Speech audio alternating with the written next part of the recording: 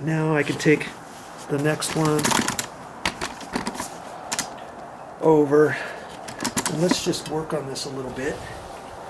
In case you were wondering, how am I going to do that? Okay. I can just take these. I just want these out of the way. If I get them too far, that's okay. Okay, so see now to get that over there,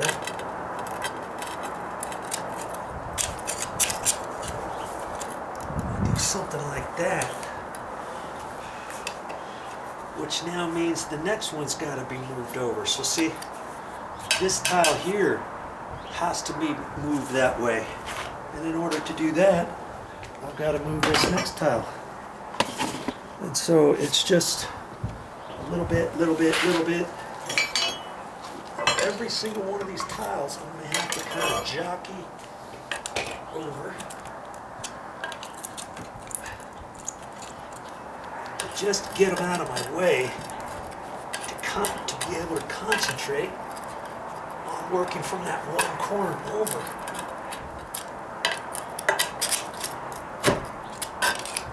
Okay. Got a nice big gap there now. So I can move the next one over.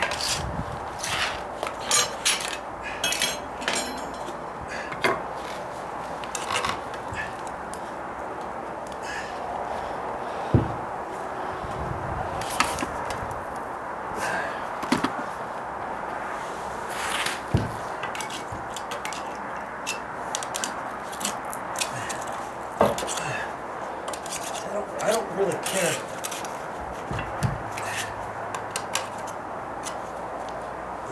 Exact right now, because I want to concentrate on this first row, which means I just have to get things out of the way.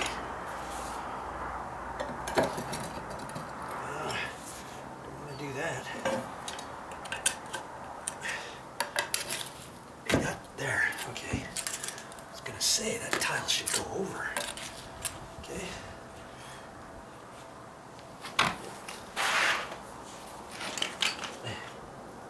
Working myself right over into a corner anyway.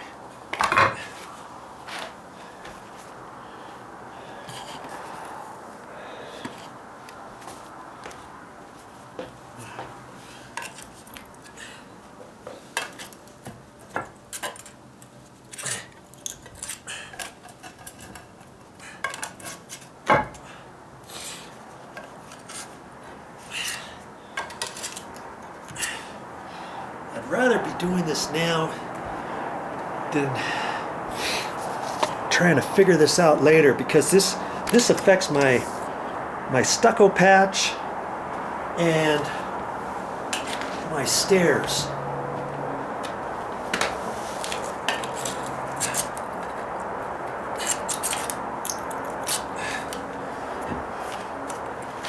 I just don't think I want to go over much further than that, but we'll try it.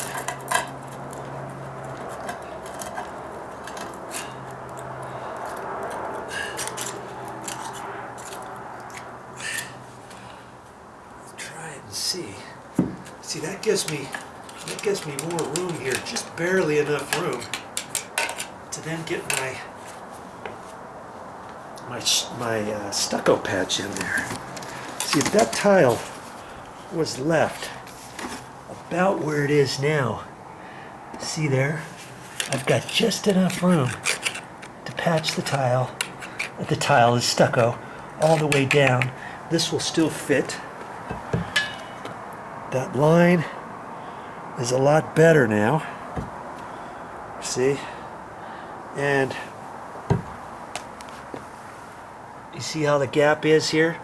I've just got to keep playing with these tiles to line this up a little bit better.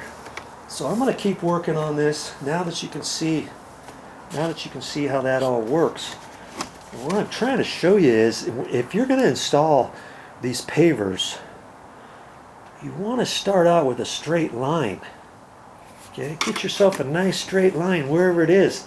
if you got an angle like this, don't start your first line back there, because that line might not be straight with this line. Okay? What I would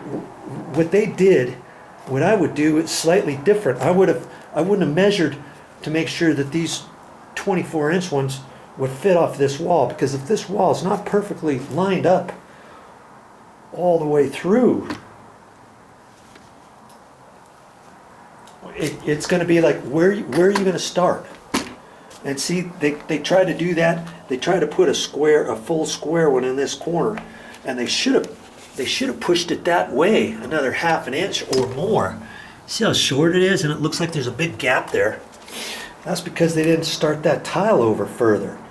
And I would have snapped a line. I would have measured off of this wall probably 23 3/4 or 23 1/2, let's say, and 23 1/2 right there. Snapped the chalk line all the way through there, and then measured, put all my tiles right on that chalk line. But see, that would be hard for them to do, because remember that you got that ½ inch, those little plastic cups underneath this, and the black cloth over the top of that. After you put that down, they could have snapped a line on there and then measured off of there and cut and went and cut and went and stuff. But because they didn't start off straight, everything else is now not exactly straight. Okay? And I'm not going to leave these big old gaps like this. I'm gonna mess around and play with this, and you're going to be like, my word, how did he get all of that stuff adjusted and have it look halfway decent and get it exactly about where he wanted it before? Okay? See how this line looks a lot better along there? Now, if anything, I might even adjust that a little bit more, tweak that, and so forth. Okay, so I'm gonna show you what this looks like when I'm done. Okay. That looks good. Right in through there. Made the adjustments over here. And that's because they didn't get all this stuff lined up. That's the beauty of the sand. You put sand in these joints. And I'll do that after I get done with the whole floor. But as you know, we're just doing a mock setup on here to see how well this is going to line up. And I also want to take into consideration, I knew that when I floated the floor over here for the water and floated this down and floated over here and over here, that I might have some tiles that teeter-tottered. And I was thinking this one was going to teeter-totter and maybe this one over here, but these are actually, well, yeah, see, it's a little bit. And then also I noticed this one.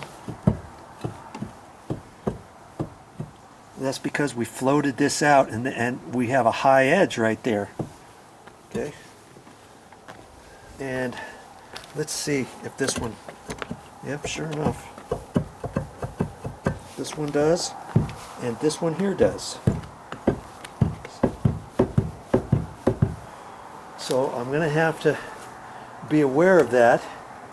So when I go to install all of these, I'm going to have to put some shims in it. I'm going to have to be aware of that. So when I put these in, I may have to mash down a few of those plastic little cups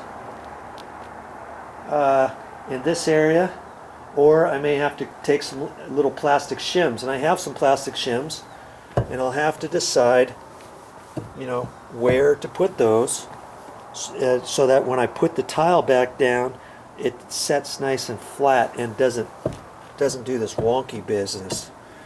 Because you get something like that after the fact, once I have all this flashing in, it's going to be very, very difficult to pull just one of these tiles up, because it's almost 2 inches thick. You have to pull it basically straight up, because I'm going to have flashing over there sticking up. I'm going to have flashing over there. So it's like, how on earth, if one of these tiles gets a little bouncy, teeter-tottery, how are you going to pull it up?